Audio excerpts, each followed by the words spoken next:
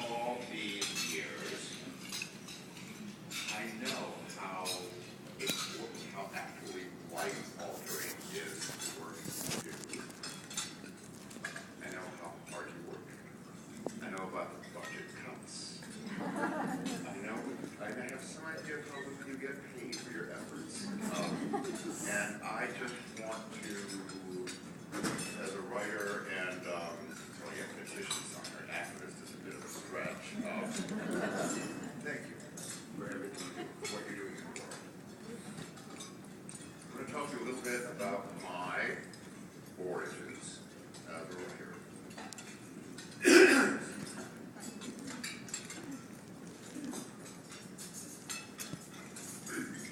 My first novel was entitled Crazy Legs, of course.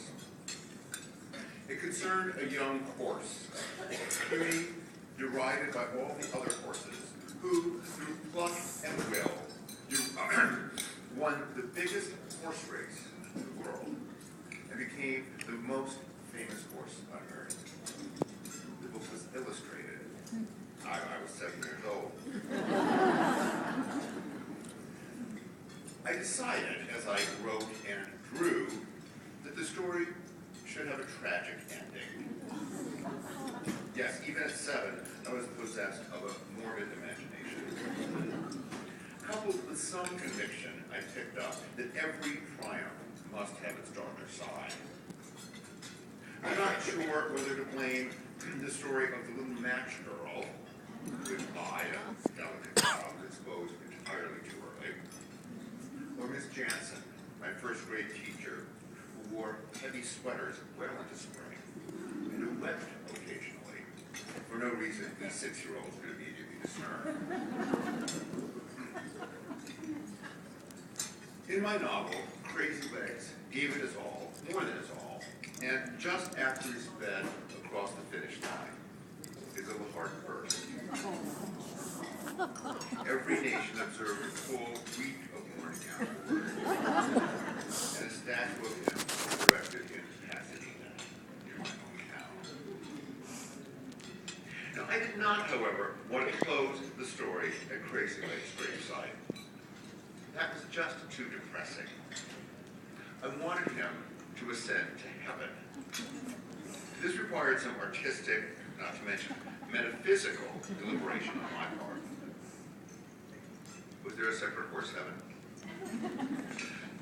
I decided against that, at least partly in the hope that a heaven inclusive of all sentient beings would provide me the chance to apologize to the turtles and goldfish I begged for and then neglected with moral consequences. This led me to a second question. Should I actually render heaven? Now, to refuse to do so might feel like a cheat to my readers, but was it blasphemy to depict the divine? I decided to go ahead and draw heaven. Then, as now, I put the satisfaction of my readers above risking God's wrath. Now, what, however, would heaven look like? The grandest building I knew, having grown up in Los Angeles, was the Griffith Park Observatory, which some of you may remember as the site of the climactic shootout in Rebel Without a Cause. It is made of limestone. It is domed and colonnaded. And so, on the closing page of Crazy Legs the horse, we see Crazy Legs floating upward, grinning mightily, toward a small Griffith Park Observatory in the upper right-hand corner of the page, covered with gold glitter and surrounded by tinfoil stars. You who are believers may or may not be glad to hear that after we depart this life, we spend eternity in the Griffith Observatory.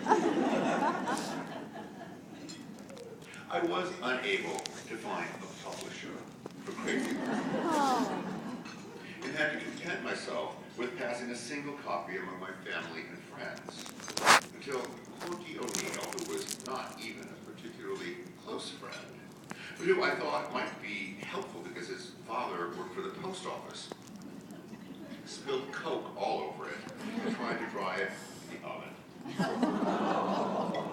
with unfortunate results. took what comfort I could in the idea that my first novel was now numbered among the lost masterpieces.